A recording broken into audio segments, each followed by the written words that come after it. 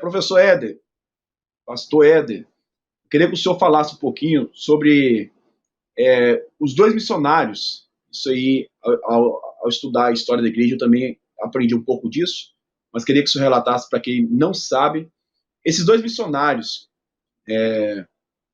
que o pastor, professor Marcos disse, eles chegaram a passar na rua Azusa e tiveram aquela experiência lá do Pentecoste. Presbítero Paulo César. Esse assunto, ele está hoje na ordem do dia. Existem pesquisadores que têm se dedicado a buscar documentos que comprovem que Gunnar Vingre e Daniel Berg tenham passado pela Rua Azusa. O que a gente pode dizer a respeito,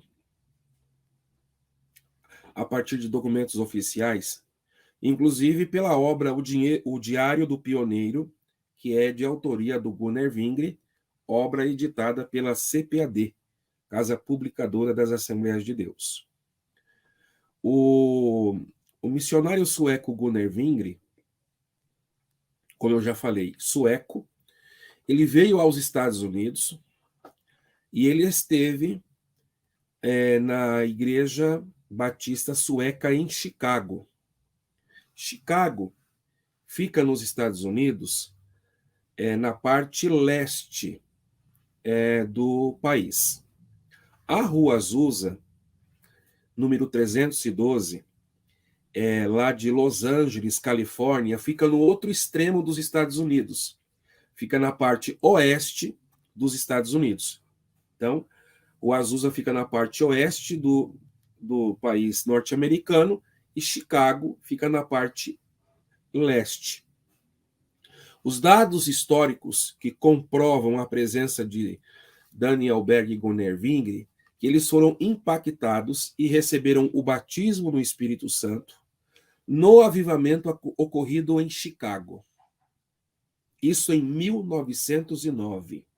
Segundo Gunnar Vingre relata no livro de sua autoria, O Diário do Pioneiro, da editora CPAD. O avivamento da Rua Azusa aconteceu 3 anos antes, especialmente com destaque para a data de 9 de abril de 1906, com a liderança de um pastor negro, gordinho, cego de um olho, chamado William Joseph Seymour. E este movimento da Azusa era o movimento da Missão da Fé Apostólica.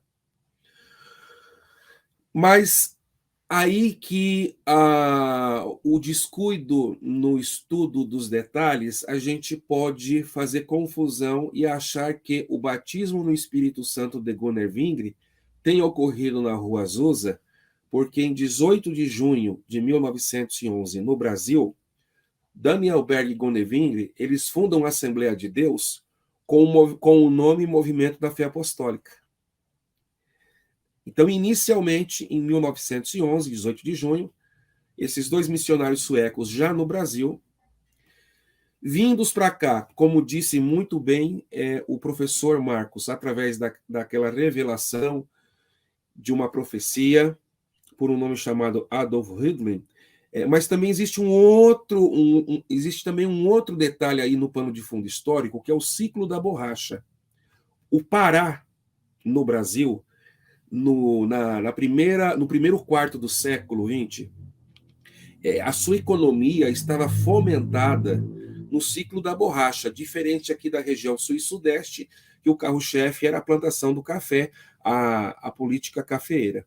Então, esse ciclo da borracha, na região norte do Brasil, trouxe um protagonismo para aquela região amazônica onde está localizada a capital do estado do Pará, que é Belém, onde teve origem a Assembleia de Deus. Então, a Assembleia de Deus começa com o nome Movimento da Fé Apostólica, então aí surge um pressuposto que o avivamento da Rua Azusa, que tinha o nome do Movimento da Fé Apostólica, trouxe um impacto na hora do Gunnar Vingre fazer a escolha do nome. para colocar aqui no Brasil, em 1911, para fazer oficialmente a inauguração da igreja com um nome denominacional. E o nome escolhido não foi o nome da igreja de Chicago, mas foi o nome do movimento pentecostal com William Seymour em 1906.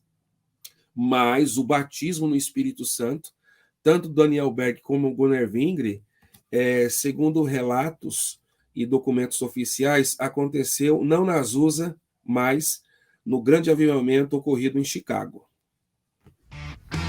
Vai, senhor.